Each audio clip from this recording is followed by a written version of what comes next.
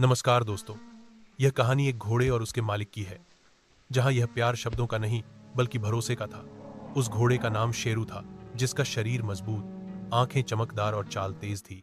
लेकिन उसका सबसे बड़ा गुण उसका दिल था। शेरू का मालिक रामू था, जो एक साधारण किसान था, जिसके पास ज्यादा कुछ नहीं था, लेकिन उसके पास शेरू था, और शेरू के लिए वही सब कुछ था। रामू हर सुबह शेरू को खुद चारा देता, उसकी पीठ थपथपाता और उससे धीरे से बात करता। शेरू रामू की आवाज पहचानता था और जानता था कि यह आवाज सुरक्षित है। जब रामू दुखी होता तो शेरू चुपचाप उसके पास आकर खड़ा हो जाता, जैसे कह रहा हो कि मैं हूं ना। शेरू खेतों में काम करता, रामू का बोझ उठाता, लेकिन कभी थकान की शिकायत नहीं करता। और रामू भी शेरू को कभी जानवर नहीं समझता था, बल्कि कहता था कि यह मेरा दोस्त है। समय बीतता गया और एक दिन रामू बीमार पड़ गया और कई दिनों तक उठ नहीं पाया। तो शेरू ने खाना छोड़ दिया और दरवाजे के पास बैठकर हर आहट पर कान खड़े करता रहा। जब रामू ठीक हुआ और बाहर आया तो शेरू खुशी से हिनहिनाया और उसकी आंखों में चमक थी।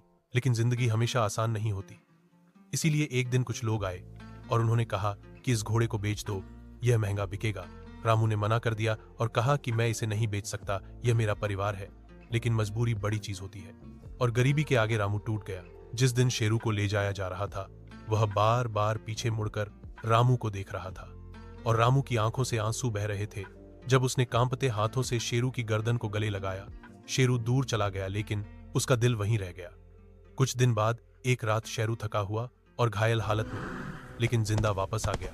रामू ने उसे देखा और दौड़कर सीने से लगा लिया। और उस पल न मालिक था, न घोड़ा, बल्कि सिर्फ दो दिल थे जो एक दूसरे को ढूंढ रहे थे। उस दिन के बाद रामू ने कसम खाई, अब चाहे जो हो, मैं अपने दोस्त को कभी नहीं छोड़ूंगा।